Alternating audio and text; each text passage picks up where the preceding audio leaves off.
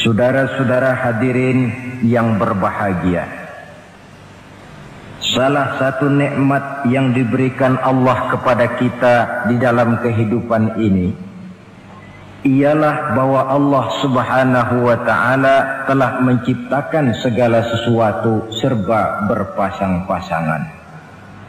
Dalam surah Yasin ayat 36 dijelaskan, Subhanallazi khalaqal azwaja kullaha mimma tumbitul ard wa min anfusihim wa mimma la ya'lamun. Maha suci Allah yang telah menciptakan segala sesuatu itu serba berpasang-pasangan, dari apa yang tumbuh di permukaan bumi, apa yang ada di dalam diri mereka sendiri, dan apa-apa yang mereka tidak mengetahuinya. Demikianlah kita lihat siang berhadapan dengan malam, benar berhadapan dengan salah, dan laki-laki berhadapan dengan perempuan. Setelah Allah menciptakan segala sesuatu itu serba berpasang-pasangan, maka Allah menetapkan aturan permainan yang mengatur seluruh kehidupan makhluk yang serba berpasang-pasangan itu.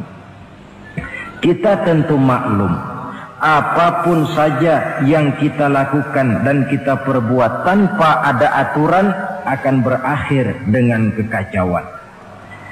Cobalah kita bikin satu sekolah, buka satu sekolah, tidak usah pakai aturan, tentu kacau.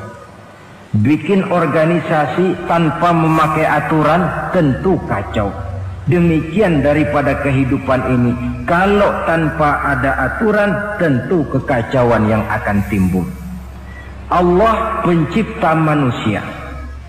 Allah tahu benar kemampuan maksimal manusia.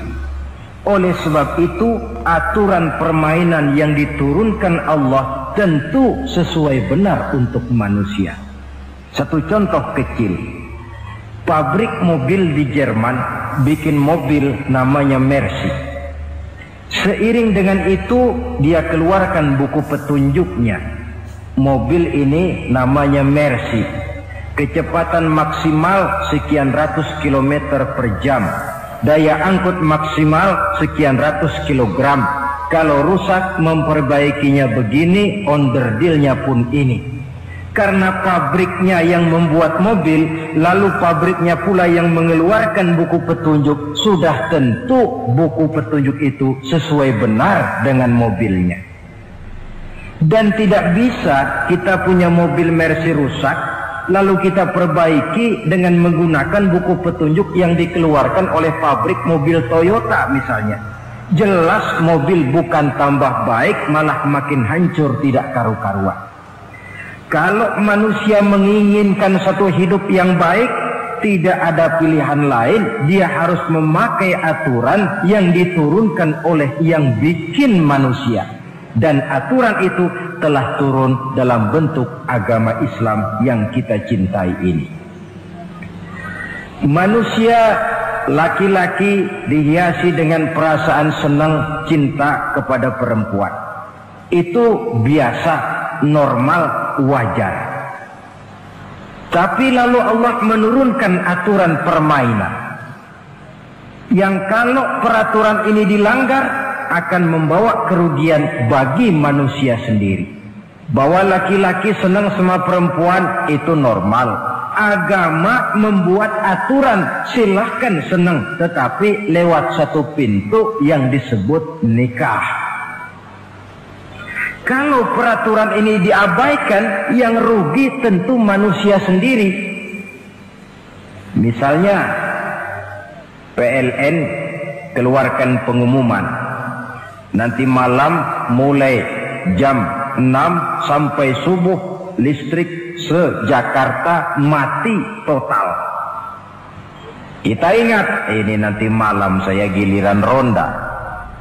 Pagi-pagi sudah kita siap beli batu baterai, masukkan ke dalam baterai. Dari sejak kita beli sampai sore itu baterai kita soroti terus. Tentu setelah sore soak batu baterai itu. Datang malam berangkat kita ronda, Kalau disoroti lagi kan baterainya sudah nggak terang lagi. Sudah sewak. Sebab apa? Belum waktunya sudah disoroti terus. Sekarang kalau ada orang belum masuk pintu pernikahan, nafsu seksualnya diobral terus. Itu kan sama juga belum datang malam, baterainya sudah disoroti terus. Nanti masuk pernikahan, soak. Berhadapan dengan istrinya, barangkali sudah nggak bisa apa-apa, cuma nyengir saja. Yang rugi manusia sendiri. Itulah sebabnya Allah lalu mengatur bahwa laki senang sama perempuan lewat satu pintu yang disebut dengan nikah. Maka pada pertemuan kali ini kita akan bicara tentang nikah dalam Islam. Saya bagi kepada 3 masalah pokok saja. Pertama, pengertian dan kedudukan nikah menurut Islam. Yang kedua, motivasi pernikahan. Karena apa orang itu seharusnya melakukan nikah. Dan yang ketiga, membina rumah tangga bahagia menurut contoh Rasulullah Sallallahu Alaihi Wasallam. Hadirin yang saya hormati, kita mulai dengan yang pertama, pengertian nikah. Dalam kehidupan sehari-hari ada 2 kata yang sering kita gunakan, kawin dan nikah. Kalimat kawin kelihatannya dipergunakan oleh semua makhluk hidup. Lain dengan nikah, ini hanya digunakan khusus untuk manusia muslim. Makanya kita sering dengar orang bilang, kucing kawin, ayam kawin, kambing kawin. Dan belum pernah kita dengar ada ayam nikah atau kucing nikah. Sebab apa? Nikah ini cuma dipakai oleh makhluk bernama manusia yang muslim. Apa pengertian nikah? Seorang tokoh, Abi Yahya Zakaria Al-Ansari, di dalam kitab Fathul Wahhabnya menjelaskan, an-nikahu aqdun yatadammanu ibahatal wat'i bilafzi inkahin au nahwihi. Nikah adalah akad, yaitu ijab dan qabul, yang akad ini menjamin dibolehkannya pergaulan bebas antara laki-laki dan perempuan. Jadi kalau sementara anak muda kita beranggapan bagaimana Islam ini kolot, masa laki-laki tidak boleh bergaul dengan perempuan, itu anggapan salah. Islam bukan saja tidak melarang, malah menganjurkan laki-laki bergaul dengan perempuan sebebas-bebasnya, sepanjang pergaulan itu bisa dipertanggungjawabkan, baik menurut hukum negara, lebih-lebih menurut hukum agama. Coba orang kalau sudah akad, sudah ijab qabul, ada saksi, ada wali, selesai itu dia masuk ke dalam kamar berdua, bergaul di situ sebebas-bebasnya, itu saya kira 100% halal. Tidak perlu lagi orang curiga, tidak perlu lagi sembunyi-sembunyi. Kenapa? Ini bentuk pergaulan yang bisa dipertanggungjawabkan. Kalau tidak, dengan dalih new morality, kebudayaan modern, lalu melakukan yang disebut free love, free sex, common living, hidup bersama tanpa nikah alias kumpul kebo. Dan saya kira itu kebo cuma mewakili saja. Artinya begitulah kalau binatang itu kumpul. Sebab kumpul kucing pun saya kira begitu, kumpul ayam pun begitu. Kebo cuma mewakili binatang dalam kalimat itu. Tengoklah berapa banyak sudah bayi-bayi yang lahir ke dunia ini tanpa tahu kemana dia harus memanggil bapak. Berapa banyak gadis-gadis bergelimpangan jadi korban dari orang-orang yang tidak bertanggung jawab. Itu semua merupakan ironi Maka menjauhkan manusia dari aturan agama pada hakikatnya sama dengan usaha membinatangkan manusia. Bahkan kalau manusia sudah jauh dari aturan agama, sanggup berbuat lebih buas daripada binatang. Kita tahu yang namanya bajing itu makanannya cuma kelapa. Tapi bajingan itu bukan cuma kelapa, kabel telepon doyan kok bajingan itu. Jauh lebih buas daripada yang namanya binatang. Maka agama ini mengatur agar manusia sebagai makhluk yang mulia hidup secara mulia. Jangan manusia kita ini, binatang saja. Kalau saudara ada yang punya kucing di rumah, saudara taruh di depannya, saudara sendiri yang langsung kasih ikan di piring, kasih kucing. Aduh, dia akan makan dengan tenang, nikmat, lahap, tidak nengok kiri, tengok kanan. Kenapa? Dia yakin betul yang dia makan itu sudah resmi, sah. Sebab apa? Tuan rumah yang kasih. Tapi kalau si kucing ngambil sendiri di dapur, mencuri dia, setelah dapat dia bawa lari, makan pun tidak tenang. Kenapa? Mesti nengok kiri, nengok kanan. Rupanya instingnya pun bekerja. Ini bukan hak saya mencuri. Saudara-saudara, tengok orang yang sudah terlibat dalam pergaulan suami istri yang sah. Itu kan nggak perlu tengok kanan, tengok kiri, nggak perlu takut-takut. Kenapa? Sudah sah. Tapi kalau yang bukan istrinya, wah itu bu, sudah seperti kucing nyolong ikan, tengok kiri, tengok kanan, tidak pernah mengalami ketenangan. Itu selintas pengertian nikah. Lalu bagaimana kedudukan nikah menurut Islam? Ternyata nikah dalam pandangan Islam tidak cuma sekedar untuk memenuhi kebutuhan biologis manusia. Tidak cuma sekedar untuk memperkembangbiakkan keturunan, tidak cuma sekedar untuk mendapat ketenangan hidup. Lebih tinggi daripada sekedar itu, nikah dalam pandangan Islam ibadah. Jadi kalau kita ditanya, Pak, ibadah apa yang paling enak dalam Islam? Jawabannya jelas, nikah. Begitu enaknya ibadah yang namanya nikah ini, sampai yang sudah pernah pun pengen ulangan. Namanya ibadah. Tetapi tentu ada konsekuensi. Oleh karena nikah ibadah, dan semua ibadah dalam Islam tidak boleh dikerjakan setengah hati atau main-main.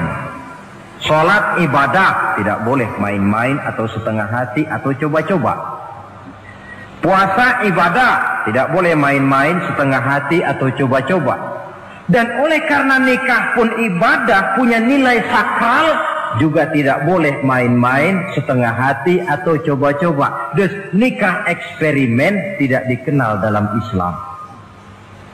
Mas, saya dengar sampean sudah nikah ya? Iya mas, saya cuma nyoba saja kok ini kok. Kalau enak terus, enggak ya bubar. Ini tidak ada nikah eksperimen, sebab dia punya nilai sakral yang bermotifkan ibadah. Itu pengertian dan kedudukan nikah. Lalu apa motivasi suatu pernikahan? Karena apa seharusnya orang nikah itu? Apa landasannya? Saudara, hadis yang diriwayatkan oleh Imam Bukhari, Muslim, Abu Dawud dan Ibnu Majah dari Abi Hurairah menjelaskan, Nabi bersabda, tunkahul mar'atu li arba'in. Nikahilah perempuan karena 4 perkara. Kalau dia perempuan, tentu nikahilah laki-laki karena 4 perkara. Memilih jodoh, nah inilah lengkapnya konsepsi Islam. Memilih jodoh saja Islam itu memberikan petunjuk kok. Karena apa orang memilih jodoh itu? Kata Rasul yang karena 4 faktor. Pertama, lima liha, karena dia orang kaya, cari yang kaya. Yang kedua, lihasabiha, karena dia keturunan orang baik-baik, cari keturunan orang baik-baik. Yang ketiga, lijamaliha, karena dia cantik, cari yang cantik. Dan yang keempat, lidiniha, karena dia orang taat beragama, cari orang yang taat beragama. Kalau berkumpul keempat-empatnya, rasanya surga dunia sudah. Coba lihat, suami mana sih yang tidak bangga punya istri cantik, kaya, keturunan orang baik-baik, lalu taat beragama? Atau istri mana sih yang tidak bangga punya suami ganteng, kaya, keturunan orang baik-baik, dan taat pula beragama? Tapi kan terus terang, yang kumpul keempat-empatnya kan boleh dibilang jenis makhluk langka. Sulit. Kadang-kadang cantik, kaya, akhlaknya kayak setan. Ada saja kurangnya. Oleh karena ada saja kurangnya, lalu Nabi memberikan stressing, penekanan. Fazfar bizatiddin taribat iyadah. Pilih orang yang taat melaksanakan agama, niscaya hidupmu akan berkah. Jadi motivasi suatu pernikahan hendaknya agama. Apa rahasianya? Mari kita lihat. Kalau orang memilih pasangan karena rupa yang cantik semata-mata, silakan, tapi jangan jadi motivasi utama. Kalau rupa yang cantik jadi alasan utama, saya yakin rumah tangga tidak akan tahan lama. Sebab apa? Pertama, yang namanya cantik itu relatif. Artinya bergantung siapa yang memandang. Yang menurut saudara cantik, menurut saya belum tentu cantik. Yang kata saya cantik, menurut saudara barangkali itu yang jelek. Relatif. Saya kalau ditanya orang, Ustadz, siapa perempuan paling cantik di dunia ini? Tentu saja saya jawab istri saya. Apa saudara lalu protes? Salah Ustadz, yang cantik istri saya, bukan istri Ustadz. Saya bilang, masa bodoh saya nggak ngurusi istri sampean. Cantik itu relatif. Sehingga di kalangan para ahli cinta, ahli cinta, sampai sekarang masih jadi perdebatan. Sebenarnya cantik yang bikin orang jatuh cinta, apa cinta yang membuat orang jadi kelihatan cantik? Dua-duanya bisa terjadi. Mungkin karena cantik orang jatuh cinta, dan bisa juga karena sudah kadung cinta orang kelihatannya jadi cantik. Tapi yang jelas cantik relatif. Yang relatif tidak bisa dijadikan sandaran utama. Yang kedua, yang namanya cantik itu temporer, artinya berubah oleh pergeseran masa dan pertukaran waktu. Sekarang dia cantik, of course, sedang sweet 17-an, sedang honeymoon, sedang bulan madu, sedang pengantin baru, tentu saja cantik. Punya dia anak satu, kecantikan mulai menurun. Punya dia anak dua, kulit mulai keriput. Punya dia anak tiga, apalagi tak pandai bersolek, sudahlah onderdir mulai pada copot. Kalau rumah tangga didasarkan kepada rupa yang cantik saja, selesailah rumah tangga sampai di situ. Yang ketiga, di atas langit, rupanya masih ada langit lagi. Di atas yang kita anggap cantik, rupanya masih ada yang lebih cantik. Kalau cantik yang kita kejar, kita akan jadi petualang yang pindah dari perempuan satu ke perempuan yang lain. Cinta bajak laut namanya. Di mana kapal berlabuh, di sana cinta mendarat. Saudara hadirin yang saya hormati, padahal sate dengan singkong itu kan bedanya cuma di tenggorokan. Kalau sudah masuk ke dalam perut, kenyangnya barangkali sama. Malah barangkali besok pagi kalau keluar lebih tidak enak baunya sate itu daripada singkong. Makanya orang kalau sudah nikah oleh Nabi dipesan, Apabila kamu di jalan melihat perempuan yang membuat kamu kagum, cepat-cepatlah pulang ke rumah. Sebab apa? Sebab yang perempuan cantik di jalan kau lihat itu punya, istrimu juga di rumah punya. Gak percaya cobalah pulang, akurin, sama itu. Silahkan cari yang cantik, tapi jangan dijadikan motivasi utama. Yang kedua, kalau perkawinan pernikahan cuma karena harta, silahkan cari yang kaya. Tapi kan harta itu, kata Imamul Ghazali, al-mal zillun zail. Harta bagaikan bayangan. Sore di sebelah barat, tengah hari di tengah, sore pindah ke sebelah timur. Hari ini dia kaya, besok dia bangkrut. Roda itu berputar. Kalau harta dijadikan pilihan utama, boleh jadi dalam hidup berumah tangga ada pepatah, ada uang abang disayang, tidak ada uang abang melayang. Artinya pun rumah tangga tidak akan tahan lama. Yang ketiga, kalau karena keturunan, persilahkan cari keturunan yang baik-baik. Namun toh pada akhirnya orang diajarkan bahwa kita ini mau besar atau tidak, bukan dengan jalan menyempeng kepada kebesaran orang lain, tetapi ditentukan oleh kepribadian kita sendiri. Sekarang kalau karena agama, Nabi berikan penekanan fazfar bizatid din taribat yadak. Pilih orang yang taat beragama, niscaya hidupmu akan beruntung. Apa rahasianya? Tidak lain rumah tangga Rasulullah Sallallahu Alaihi Wasallam.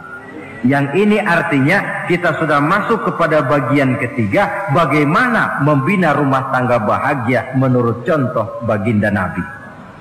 Saudara, bagaimana sih rumah tangga Rasul itu?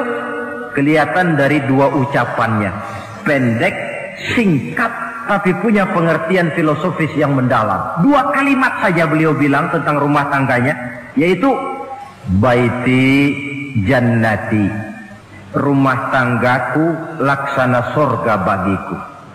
Bayangkan, kalau seorang suami sudah mampu berkata macam begitu, bahagia hidupnya. Ini barangkali tantangan buat kita semua. Mampukah kita di rumah tangga berkata semacam perkataan beliau tadi? Baiti jannati, rumah tanggaku laksana surga bagi. Padahal dari sejarah kita baca, Rasul itu rumahnya kecil.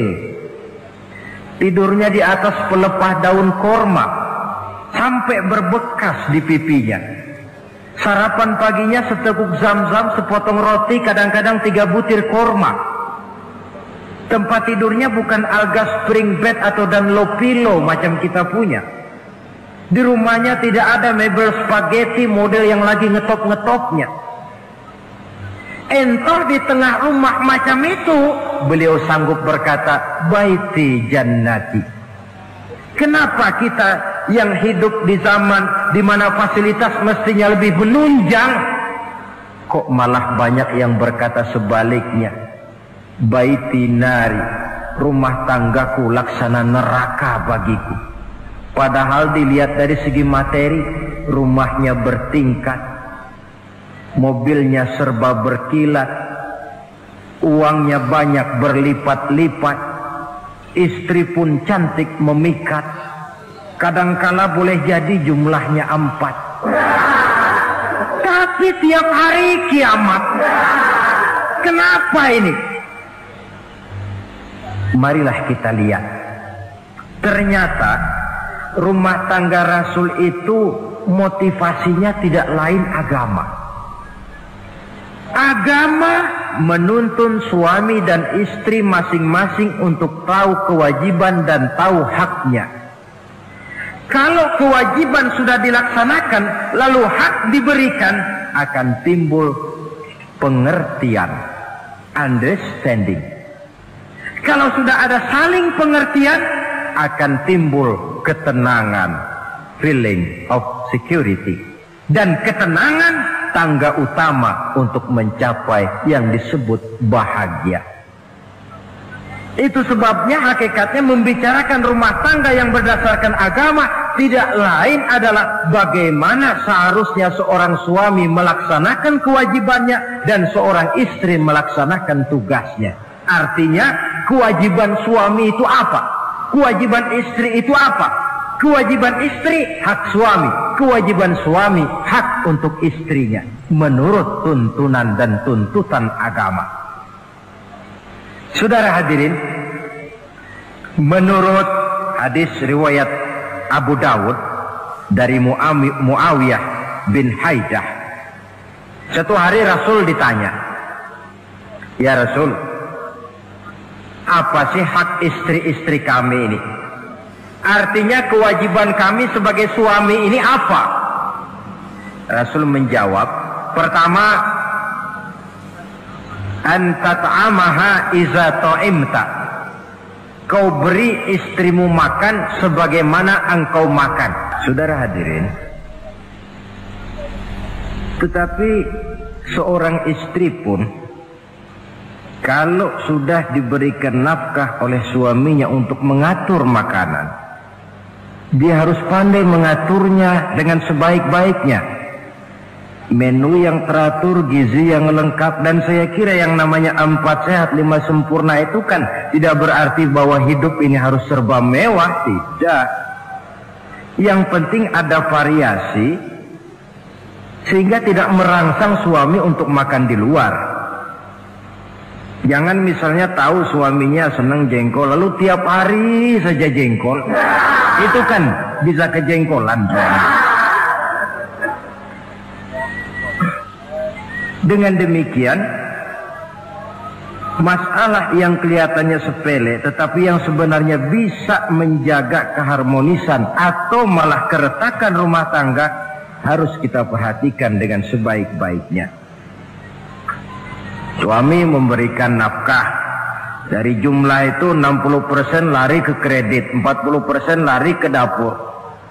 Tentu pada akhirnya sang suami akan merasa curiga, padahal barangkali istrinya pun berniat baik, cuma hanya tidak ada keterbukaan di dalam mengurus masalah-masalah yang berhubungan dengan dapur. Inilah kewajiban yang pertama dari seorang suami, kewajiban yang menyangkut masalah pangan. Lalu yang kedua, wa taksuwaha izaktasaita. Engkau beri istrimu pakaian sebagaimana engkau berpakaian. Suami yang adil, pakaian yang dia pakai sama harganya dengan yang dibelikan untuk istrinya, kecuali tentu kalau istrinya ridho. Zalim seorang suami jikalau untuk dia misalnya dia beli pakaian yang mahal-mahal, jasnya dia pakai Switzerland wool, sarungnya Samarinda. Kalau dia pakai sepatu, belilah sepatunya. Sementara istrinya cuma pakai kain belacu saja.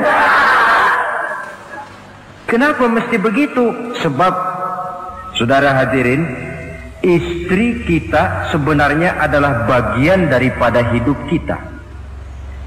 Baik dia dilihat orang, baik juga kita disebut orang. Jelek dia dipandang orang, tentu jelek juga nama kita disebut orang. Apalagi hidup bermasyarakat, kadang-kadang mulut usil itu kan sudah banyak macam ragamnya. Itu siapa sih perempuan yang jalan? Kenapa? Itu pakaian yang tidak dipakai sih tidak mahal, cuma pakaiannya serasi, pantas, enak dilihat. Oh, terang saja dia kan istrinya si Miun. Nah, Miun yang sedang tidur barangkali tidak tahu apa-apa mendapat sebutan baik. Cobalah kalau istri kita semaunya saja, orang akan bilang, ah itu perempuan, kenapa? Saya gerah ngelihatnya. Mau ke pasar cuma pakai kutang saja. Tentu suami pun akan mendapat sebutan yang tidak baik. Cuma sang istri kalau sudah dibelikan pakaian oleh suami, termasuk alat-alat kecantikan di dalamnya, pakaian itu tentu dipakai, niat pertama adalah untuk menyenangkan hati suami. Seorang istri yang memakai bedak untuk menyenangkan suami, misalnya tiap polesan bedak ada pahalanya. Dia pakai lipstik untuk menyenangkan hati suaminya, tiap goresan lipstik ada pahalanya, bernilai ibadah. Ini kewajiban yang kedua. Yang ketiga, wala tadribil wajha. Kalau marah jangan memukul muka. Maksudnya apa ini? Kewajiban memberikan perlindungan, sehingga si istri merasa ada tempat dia mengadu, ada tempat dia melarikan persoalan, ada tempat dia bergantung. Kalau marah jangan memukul muka, dan memukul itu pun upaya terakhir. Kalau tidak bisa dengan kata yang lemah lembut, agak sedikit keras katanya. Kalau dengan kata yang keras tidak juga bisa pisah tempat tidur. Kalau memang tidak bisa juga dengan pukulan yang tujuannya bukan untuk menyakiti, tetapi untuk mendidik. Allah tadribal wajha. Kalau marah jangan memukul muka, dan memukul pun bukan jalan pertama, tapi upaya terakhir dengan tujuan bukan untuk menyakiti, tapi untuk mendidik sang istri. Kewajiban untuk memberikan perlindungan. Yang keempat, wala tuqabbih. Jangan memburuk-burukan istrinya. Kewajiban menjaga nama baik. Sebab apa? Dalam satu bahasa yang indah, Al-Quran menjelaskan bahwa suami istri itu laksana pakaian. Hunna libasul lakum wa antum libasun lahunna. Istri pakaian untuk suami, suami pakaian untuk istri. Lihatlah alangkah indah gaya bahasa Al-Quran ini. Diibaratkannya suami istri seperti pakaian. Apa fungsi pakaian?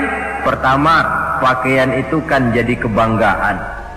Saya bangga memakai baju seperti ini, saudara bangga memakai baju yang saudara pakai. Artinya seorang suami harus berusaha menjadi suami kebanggaan istri, dan seorang istri pun harus berusaha menjadi istri yang dibanggakan oleh suaminya. Jangan yang malah kemudian disesali. Itu kan kalau sudah marah orang kadang-kadang ucapannya nggak terkontrol. Istri marah sama suami, bang, nyesel gue punya laki kayak gitu.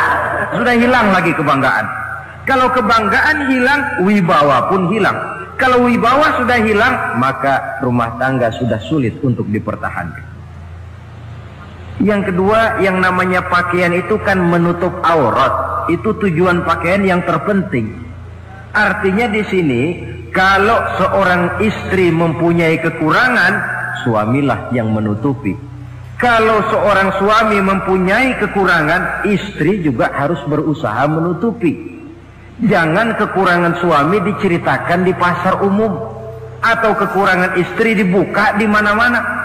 Itu namanya suami istri tidak berfungsi sebagai pakaian, malah justru saling membuka aurat masing-masing. Iyalah kadang-kadang penyakit ini. Kadang-kadang yang namanya perempuan dari rumah itu berangkat ngaji katanya. Sampai di pengajian apa? Suaminya diakur-akurin. Bayu bagaimana suami? Wah, suami saya payah. Dipayahkannya suaminya di mana-mana. Atau aib dan kekurangan istri diceritakan di mana-mana. Orang bertanya, gimana mas istrinya? Oh, gak maju. Loh, kenapa istrimu kan cantik? Iya, soal cantik sih iya, tapi tidurnya kok ngiler ini. Nah, ini kan nggak perlu yang macam begini ini. Tidak bisa menjaga apa yang disebut security informasi. Fungsi pakaian sebagai suami istri tidak berjalan di dalamnya. Saling menjaga kehormatan diri. Ini yang keempat. Yang kelima, wala tahjur illa fil bait. Jangan berpisah dari istri kecuali di rumah. Maksudnya begini, kalau satu hari seorang istri suami marah kepada istrinya, tidak usah istri itu disuruh pulang ke rumah orang tuanya, ke rumah mertua lalu diusir. Tidak, cukup pisah tempat tidur saja. Ini mana maknanya wala tahjur illa fil baiti. Umpamanya, dek malam ini saya sedang tidak enak pikiran, kau tidur di kamar belakang lah, saya kamar depan. Cukup pisah tempat tidur saja, tidak perlu istri dipulangkan ke rumah orang tuanya. Nanti umpamanya tengah malam turun hujan, udara dingin, pikiran berubah, merasa perlu, kan tinggal manggil. Tidak jauh secara psikologis ajaran semacam ini bisa kita terima. Saudara hadirin yang saya hormati, ini pada prinsipnya kewajiban seorang suami. Kewajiban yang menyangkut masalah pangan, sandang, perlindungan, memelihara kehormatan dan menjaga ketenangan di rumah tangga dengan menyelesaikan persoalan di rumah tangga itu secara intern. Jangan belum apa-apa sudah mertua diundang, orang tua dibon. Persoalan belum tentu selesai tapi masalah sudah meluas. Cobalah kita selesaikan intern dulu. Kalau kemudian ternyata dianggap perlu mengundang orang tua, mertua, keluarga, baru kita upayakan ke arah itu. Ini kewajiban suami dan ini merupakan hak istri. Lalu bagaimana kewajiban istri sekarang ini? Istri kewajibannya merupakan hak untuk suami. Saudara, dari hadis yang diriwayatkan Imam Ibnu Majah dari Ali bin Yazid dari Abi Umamah, Nabi bersabda, "Mastafadal mu'minu ba'da taqwallahi azza wa jalla khairan lahu min zaujatin salihah." Bagi seorang mukmin, sesudah dia mempunyai sifat takwa kepada Allah, tidak ada yang lebih membawa manfaat selain daripada istri yang salihah. Istri salihah itu yang bagaimana? Yang hidup mampu melaksanakan kewajibannya. Apa kewajibannya? Kata Nabi, pertama, in amaroha ata'athu. Kalau diperintah, dia taat. Kewajiban istri yang pertama, taat kepada suaminya. Begitu besar kewajiban taat kepada suami, sampai-sampai Nabi pernah menyatakan, "Lau kuntu amiran ahadan ayyasjuda li ahadin la amartul mar'ata an tasjuda li zawjiha." Kalau saja boleh, kata Nabi, aku memerintahkan manusia sujud kepada sesama manusia, tentu aku perintahkan istri untuk sujud kepada suaminya. Untung saja sujud kepada manusia tidak boleh. Kalau boleh, istri itu disuruh sujud kepada suami. Tentu karena besar hak suami atas dirinya. Yang kedua,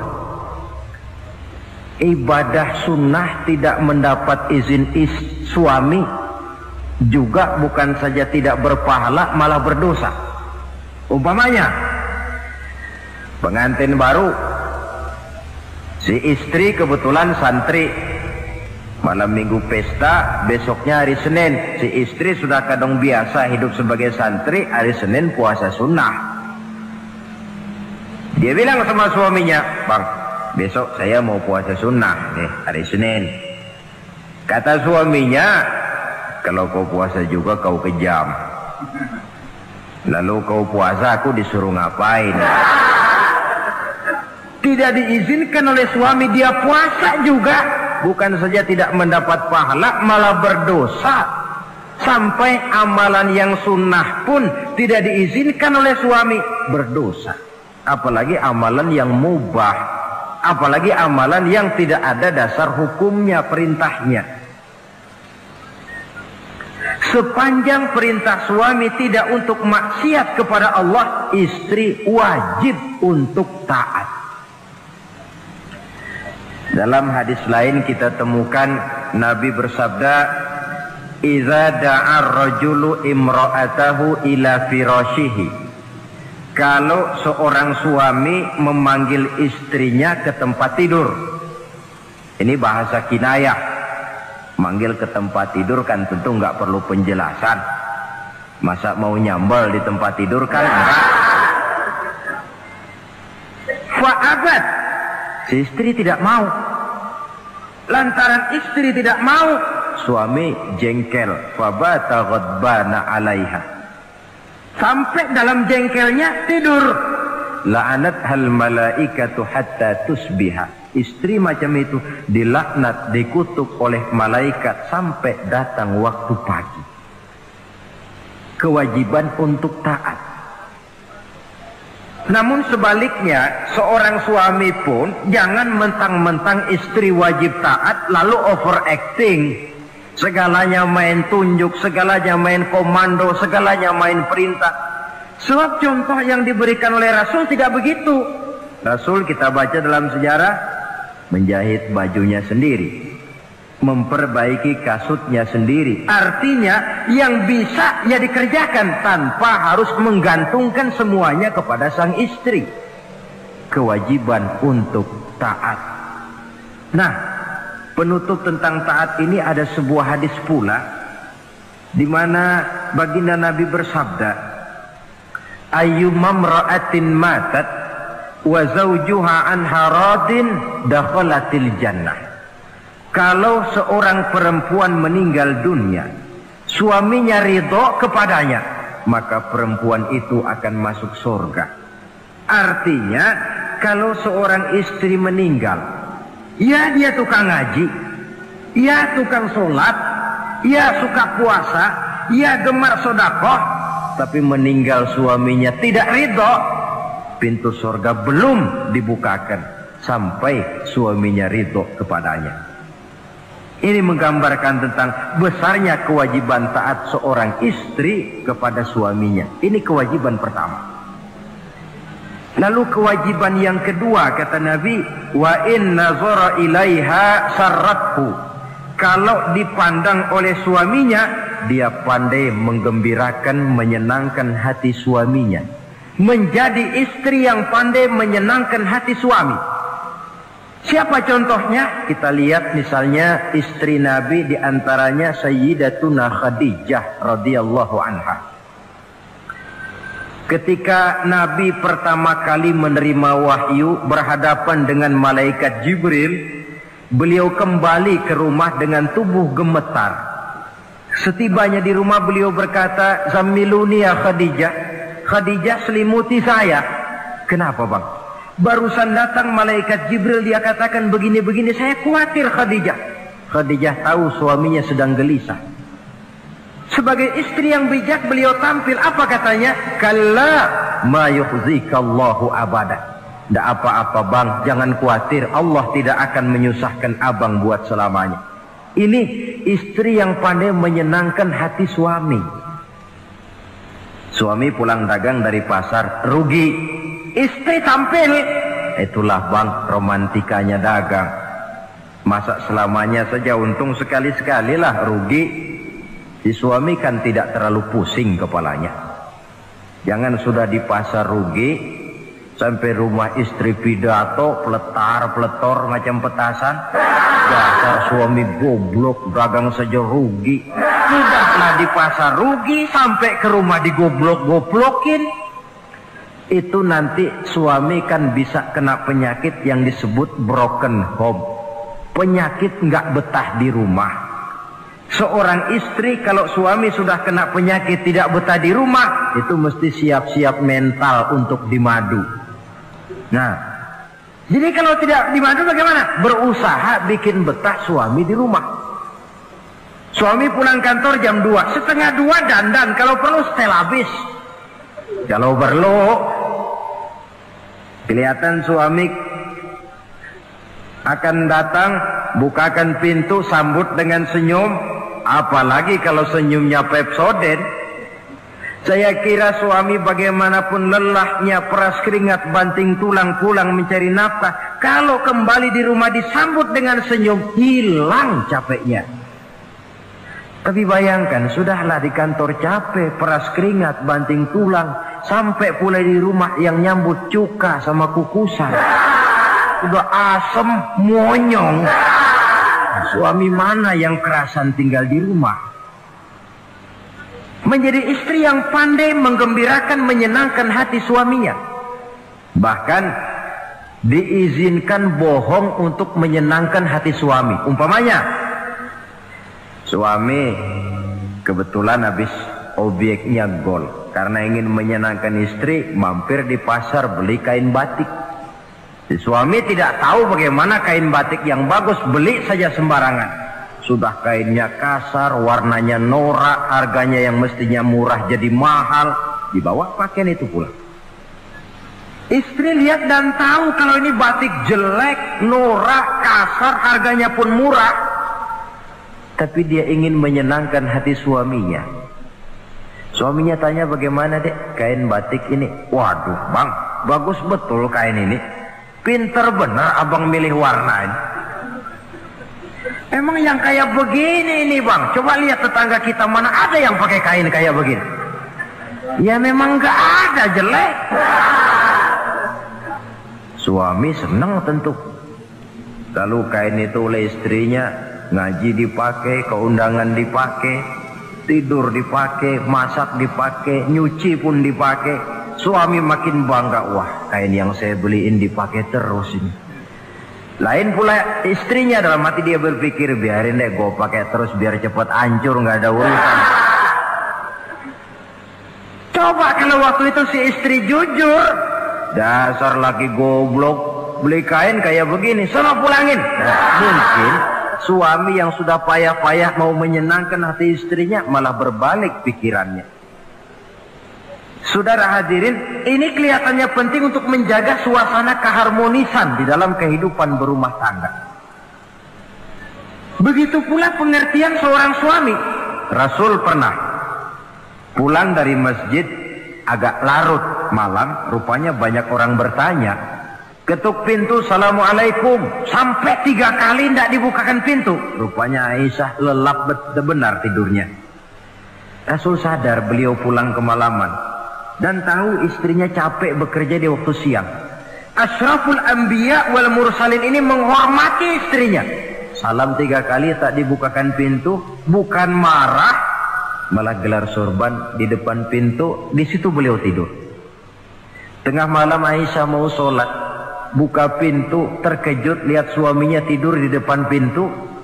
Dibangunkan, begitu dibangunkan Rasul lebih dahulu berkata, Aisyah, maafkan saya pulang terlambat memang sebab banyak yang bertanya di masjid. Sudahlah tidur di depan pintu, begitu dibukakan beliau dulu yang minta maaf. Sulit jadi suami semacam ini. Yang enak kalau sudah nggak dibukain pintu, istri kepulesan, lalu sekali buka pintu kan yang enak kita tunjuk jidatnya, lo tidur kayak kebo ya. Saudara hadirin, menjadi istri yang pandai menyenangkan hati suaminya. Sebab tidak ada seorang suami bisa sukses baik di medan tugas, di masyarakat, di kantor, di toko, di tempat manapun kalau tidak ditunjang oleh peran serta dari para istrinya. Karena itulah perempuan walaupun peranannya tidak begitu kelihatan, sebenarnya sangat menentukan. Seorang suami yang jujur, polos, lugu, sederhana, sanggup menjadi koruptor ulung karena didorong-dorong oleh istrinya. Merangsang ketamakan suami. Istri dibakar oleh tetangganya. Bang, kenapa? Kau kan di kantor kepala bagian. Lalu, tangga kita pegawai kecil saja bang, tapi coba lihat istrinya kalau pakai gelang kayak pelek beca bang gelangnya. Kau kepala bagian gak bisa beliin saya macam gitu, kepala bagian goblok. Lalu bagaimana bu, gaji saya kan sudah jelas segitu. Iya, kamu kan kepala bagian. Apaan kayak di kantor sabet. Kalau sudah main sabut-sabutan begini, sudah merangsang suami untuk berbuat yang tidak baik.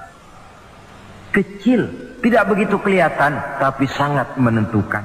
Istri yang soleh, yang bisa melaksanakan kewajibannya, yaitu pandai menyenangkan hati suaminya. Ini kewajiban istri yang kedua. Yang ketiga, wa in aqsama alaihi abarrathu. Kalau suami memberikan sesuatu, dia pandai berbakti, menjadi istri yang pandai bersyukur kepada suami. Kita ingat ketika pulang Mi'raj kan Rasul bercerita, saya dalam perjalanan itu diperlihatkan neraka, kata Rasul. Saya lihat kok isinya kok lebih banyak perempuan daripada laki-laki. Nah, sahabat heran, ya Rasul, lebih banyak perempuan?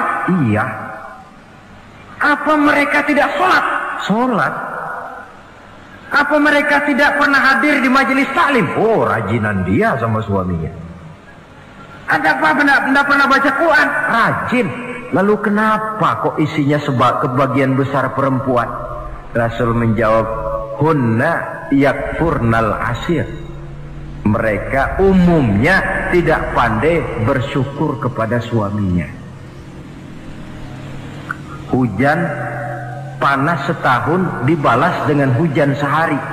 Kalau suaminya sedikit salah, sudah kehilangan pertimbangan, tertutup seluruh kebaikannya. Yang kelihatan cuma salahnya saja. Maka sebaiknya di dalam hidup berumah tangga, baik suami maupun istri itu masing-masing sedia timbangan. Kalau satu saat suami salah, istri ambil timbangan. Timbang, suami saya salahnya ini, jasanya ini. Bertahun-tahun dia hidup mencari nafkah buat saya, membelikan pakaian untuk saya, mencarikan makan untuk saya. Salahnya ini. Timbang mana lebih banyak salahnya atau benarnya. Dengan demikian kita akan bisa menghasilkan keputusan objektif. Giliran istri yang salah, suami yang ambil timbangan, ukur mana lebih banyak baiknya atau salahnya. Kalau tiap kita masing-masing punya timbangan, insya Allah nilai-nilai objektif dari suatu pertimbangan akan bisa kita temukan dalam mengambil keputusan. Istri yang pandai berbakti membalas budi daripada suaminya. Kewajiban yang keempat dari seorang istri, wa in ghaba anhu nasahathu fi nafsiha wa malihi. Kalau suami tidak ada di rumah, dia pandai menjaga kehormatan dirinya dan pandai menjaga harta suaminya. Tidak mencari kesempatan dalam kesempitan. Suami lembur, istri ngompreng. Dan pandai menjaga harta suaminya. Nah, coba lihat. Kalau seorang suami ada uang di kantongnya 100 rupiah. Ada tukang minta pengemis, istri ambilkan saja tanpa izin suaminya uang di kantong suami 100. Dia sedekahkan. Niatnya tentu baik. Si istri dapat dosa, si suami dapat pahala. Perbuatan sedekahnya itu betul, tapi mengambil uang tanpa izin suami itu yang salah. Dan ternyata salah itu lebih besar daripada pahala yang dia lakukan lantaran bersedekah itu. Kalau ini terwujud, maka suasana saling mempercayai akan tumbuh. Kalau sudah saling mempercayai, rasanya akan terwujud kedamaian dan ketenangan. Suami meninggalkan rumah dengan perasaan tenang, istri pun melepas suami dengan perasaan damai, tanpa was-was, tanpa curiga, dan sebagainya. Dan ini modal yang paling utama, mewujudkan saling kepercayaan dalam membina hidup bahagia. Saudara, jadi dengan demikian, kewajiban suami dan kewajiban istri yang merupakan bagian tidak terpisahkan dari bagaimana membina rumah tangga berdasarkan tuntunan agama, merupakan hal yang dicontohkan oleh Nabi kita Muhammad sallallahu alaihi wasallam. Dengan satu kesimpulan, rumah tangga Nabi bahagia karena rumah tangga itu disinari oleh ajaran-ajaran agama. Sehingga timbul saling pengertian membawa kepada ketenangan, dan ketenangan sesungguhnya tangga utama mencapai rumah tangga bahagia. Tanpa materi orang memang sulit untuk bahagia. Tapi materi semata-mata bukan merupakan jaminan bahwa orang akan hidup bahagia. Banyak isak tangis berbunyi di rumah-rumah mewah, dan banyak sendak gurau, tawa dan canda, tawa lerai di rumah-rumah sederhana. Artinya suka dan duka, sedih dan gembira, susah dan bahagia bisa ada di gubuk reot dan bisa juga ada di rumah mewah. Ternyata bukan harta semata-mata yang menopang dan menjamin hidup itu akan bahagia, tapi satu rumah tangga yang dipancari oleh sinar agama di bawah naungan ridho dari Allah Subhanahu wa ta'ala. Si istri taat melaksanakan ajaran agama, suami taat, lalu anak-anak pun hidup dalam suasana yang religius. Dari sana tumbuh pancaran sinar keagamaan.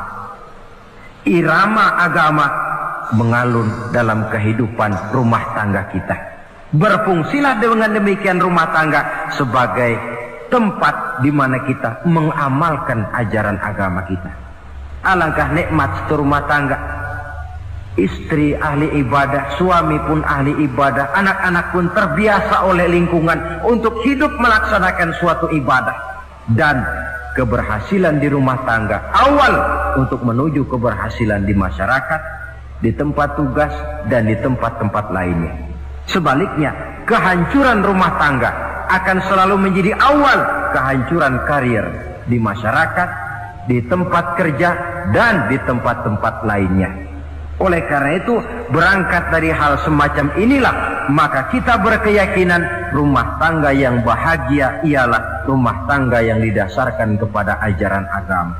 Sehingga tercapailah kebahagiaan hidup di dunia yang langsung menopang kepada kebahagiaan hidup.